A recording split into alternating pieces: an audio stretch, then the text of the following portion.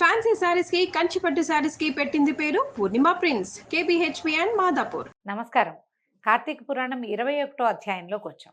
ఈ కథలో మనం జలంధరోపాఖ్యానం గురించి చెప్పుకుంటున్నాం. తులసి చెట్టు ఎట్లా ఉత్పత్తి అయింది, ఏ రకంగా వచ్చింది, ఎట్లా తులసి హరిప్రియగా మారింది అనే విషయాన్ని నారద మహాముని పృథు చక్రవర్తికి చెప్తున్నారు. మారుమూలల్లో అంటే ఇంతకుముందు మనం కథలో ఏం చెప్పుకున్నాము, దేవతలు మేరుపర్వతంలోకి వెళ్ళి దాక్కుంటే వాళ్ళని పట్టడానికి జలంధరుడు కొంత సైన్యంతో వీళ్ళ మీద పడిపోయాడు. మారుమూలల్లో తలలు దాచుకున్నా కూడా వదలకుండా ముట్టడింప వస్తున్న జలంధరునికి భయపడిన వారైన దేవతలంతా పరిపరి విధాలుగా విష్ణుదేవత స్తుతి చేయటం మొదలుపెట్టారు. విష్ణు స్తుతి చేయటం మొదలుపెట్టారు. సకల దేవతలు చేసిన విష్ణు స్తోత్రం కార్తీక పురాణంలో కనపడుతుందండి. ఎన్నో విధాలుగా ప్రార్థించారు. నారదుడు చెప్తున్నాడు, ఇది కనుక ఈ స్తోత్రాన్ని కనుక చదువుకుంటే మనకి అన్ని రకాల కష్టాలు తొలుగుతాయట. అయితే సంస్కృతంలో ఉన్న దాంట్లోంచి తీసుకుంటే మనం తప్పులు లేకుండా దొరుకుతుందండి.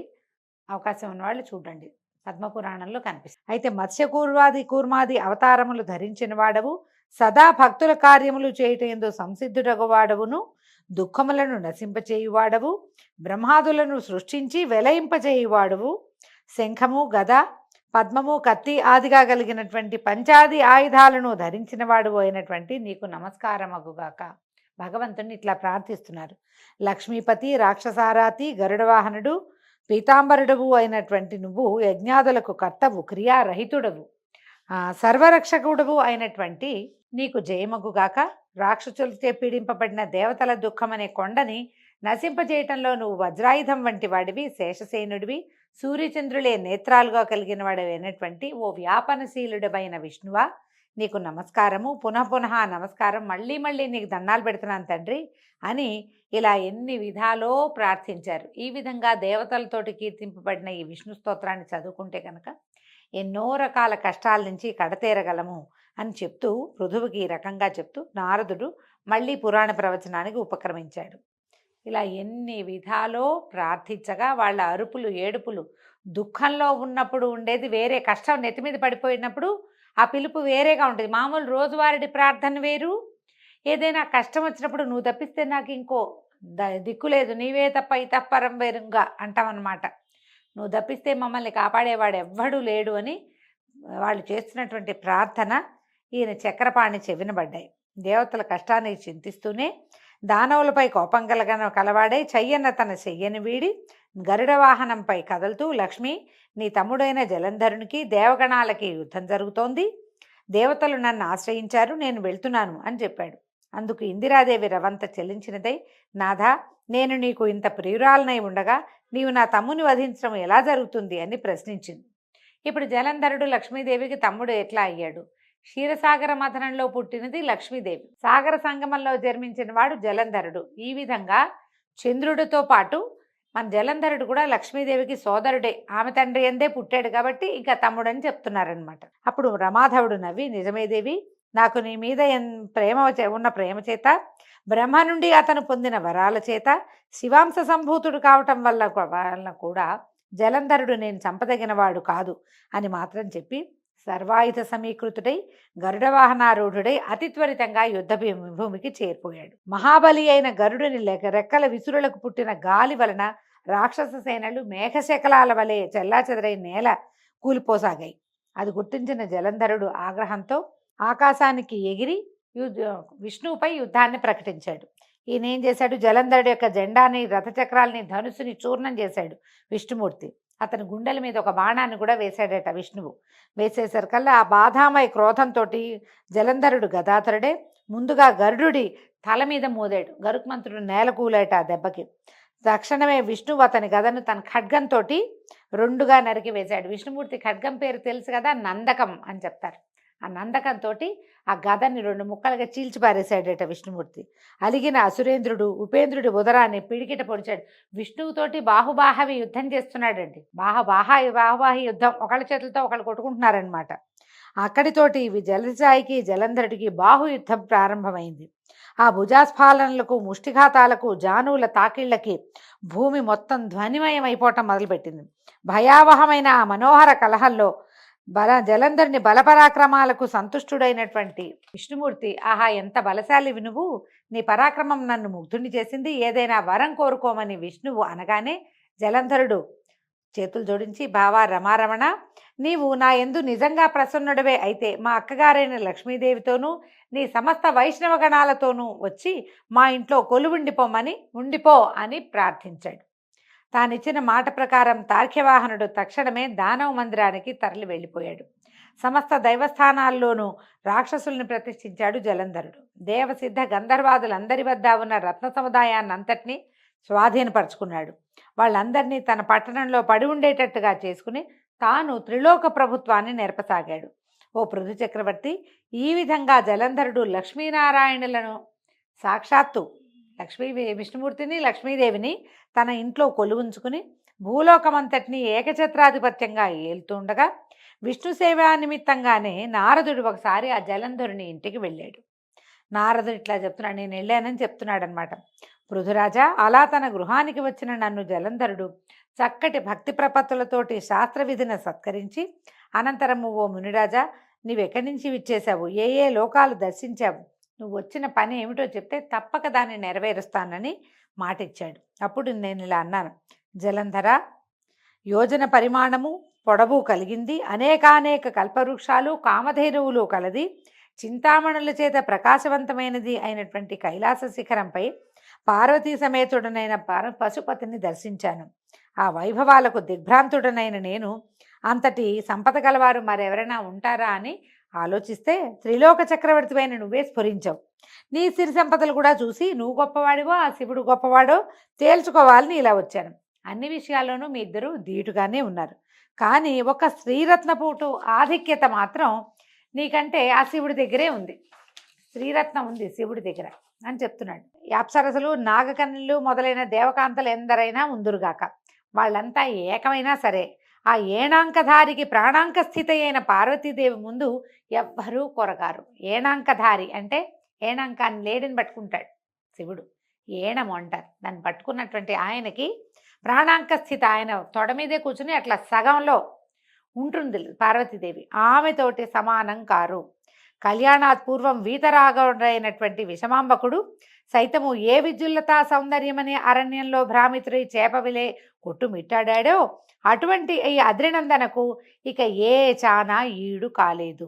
అంటే అంతకుముందు తపస్సు చేశాడు పరమేశ్వరుడు, అంతకాలం తపస్సులో ఉండి కూడా ఈ లేత పరువాలంలో ఉన్నటువంటి పార్వతీదేవిని చూడగానే మన్మథవశానికి లోనై ఆమెను వివాహం చేసుకున్నాడు. ఆ విషయాన్ని కుమార సంభవ పూర్వగాథని ఇక్కడ చెప్తున్నాడు అనమాట. ఆవిడ సామాన్యమైన సౌందర్యం కాదు పార్వతీదేవిది, అద్రినందన అంటున్నాడు. అందుకని పార్వతీదేవి ప్రస్తావనే చేస్తున్నాడు అనమాట. ఇక పార్వతీదేవినే నిత్యం పరిశీలిస్తూ బ్రహ్మదేవుడు ఆమె అందానికి సాటి తేవాలనే నిశ్చయంతో బ్రహ్మదేవుడు అప్సరాగణాన్ని సృష్టించాడు. కానీ ఆ అప్సరసలందరూ ఏకమైనా సరే ఆ అమ్మవారి కాలి గోటికి కూడా సరిపోరు. వాళ్ళంతా కలిపి ఒక ముద్ద చేసిన పార్వతీదేవి కాలిగోటికి కూడా సరిపోరు. నీకెన్ని సంపదలు ఉన్నా కూడా అటువంటి సాధ్వీమణి లేకపోవటం వల్ల ఐశ్వర్యవంతుల్లో నువ్వు శివుడి తర్వాతే కానీ ప్రథముడు అయితే కావు. ఈయన ఏం చేస్తున్నాడండి సర్కాస్టిక్గా, అంటే ఏమంటారు, ఇట్లా ఒక నిమిత్తం చెప్తూ ఇతన్ని రెచ్చగొడుతున్నాడు అనమాట. శివుడు నీకంటే అధికుడు అన్నమాట అతనికి ఎక్కించటానికి పూనుకున్నాడు. ఈ ఉపర్యుక్త విధంగా జలంధరంతో ఉటంకించి నా దారిని నేను వచ్చేశాను. అనంతరము పార్వతీ సౌందర్య ప్రలోభుడైన జలంధరుడు మన్మథ జరగ్రస్తుడయ్యాడు. కాముకులకి యుక్తాయుక్త విచక్షణలు ఉండవు కదా. అందువల్ల విష్ణుమాయామోహితుడైన జలంధరుడు సింహికానందనుడైన రాహు అనే వాణ్ణి చంద్రశేఖరుడి దగ్గరికి దూతగా పంపించాడు.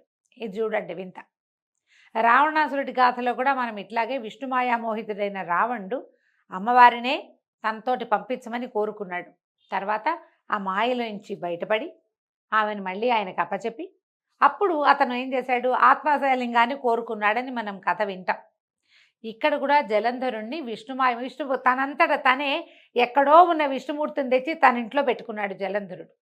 మాయామోహితుడయి అమ్మని కాంక్షించేంత కాముకుడైపోయాడు. కాముకులకి యుక్తాయుక్త విచక్షణ జ్ఞానము ఉండదు.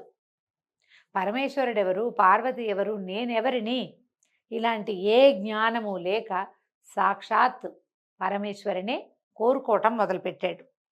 ఏం చేశాడు, సింహికానందన్ నేను రాహు అనేవాడిని పంపించాడు దూతగా. పంపించి శుక్లపక్షపు చంద్రునిలా తెల్లగా మెరిసిపోతుండే కైలాస పర్వతాలన్నీ తన యొక్క కారు నలుపు దేహకాంతులు సోకి నల్లబడుతూ ఉండగా రాహువు కైలాసాన్ని చేరి తన రాకను నందీశ్వరుని ద్వారా పరమేశ్వరుడికి కబురు పెట్టాడు. ఏం పని మీద వచ్చావు అని పరమేశ్వరుడట కనుబొమ్మ కదిలించాడట.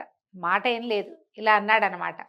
కనుబొమ్మ కదిలించి ప్రశ్నించాడు. ప్రశ్నిస్తే రాహు ఇట్లా చెప్పేట, ఓ కైలాసవాస, ఆకాశంలోని దేవతలందరి చేత పాతాళంలోని ఫణుల చేత కూడా సేవింపబడుతున్నవాడు, భూలోకానికి సాక్షాత్తు ప్రభువు, ముల్లోకాలకు ఏకనాయకుడు అయిన మా రాజు అయిన జలంధరుడు ఇట్లా ఆజ్ఞాపించాడు. హే వృషధ్వజ, వల్లకాటిలో నివసించేవాడివి, ఎముకల పోగులను ధరించేవాడివి, దిగంబరివి అయిన నీకు హిమవంతుని కూతురు అతిలోక సౌందర్యవతి అయినటువంటి పార్వతి భార్యగా పనికిరాదు.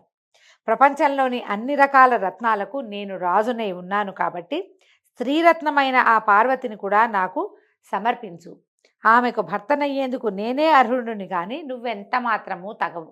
ఈ రకంగా ఆయన ఏం చెప్పాడో ఆ వాక్యాలు ఈ రాహు ఇట్లా చెప్తూనే ఉండగానే ఈశ్వరుడి కనుబొమ్మల వలన రౌద్రాకారుడైన పురుషుడొకడు వేగవంతమైన పిడుగుతోటి సమానమైన ధ్వని కలవాడు ఆవిర్భవించాడు. ఆయన బొమ్మ ముడుచుకుందట.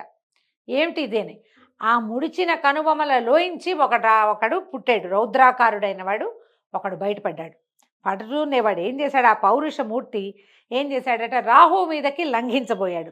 రాహు భయపడి పారిపోబోయాడు. కానీ ఆ రౌద్రమూర్తి అనతి దూరంలోనే రాహువుని పట్టుని మింగబోయాడు. రాహుని పట్టుకుని మింగేస్తున్నాడు. మింగుతుంటే రాహువు దూత అయిన కారణంగా వధించటం తగదని రుద్రుడు వారించటంతో ఆ పౌరుషమూర్తి తన ప్రయత్నాన్ని విరమించుకున్నవాడై శివాభిముఖుడై ఇలా అన్నాడు, పరమేశ్వర, నాకు అసలే ఆకలి దప్పులు ఎక్కువ, వీడిని తినద్దంటున్నావు కాబట్టి నాకు తగిన ఆహార పానీయాలేవో నాకు సెలవు, మరి ఆహారం కావాలి కదా పుట్టిన వాడికి, సెలవివ్వమంటే హరుడు అతన్ని చూసి నీ మాంసాన్నే నువ్వు ఆరగించమని చెప్పాడట. శివాజ్ఞాబద్ధుడైన ఆ పురుషుడు తన శరీరంలోని శిరస్సుని తప్ప అన్ని భాగాల మాంసాన్ని తినేశాడు.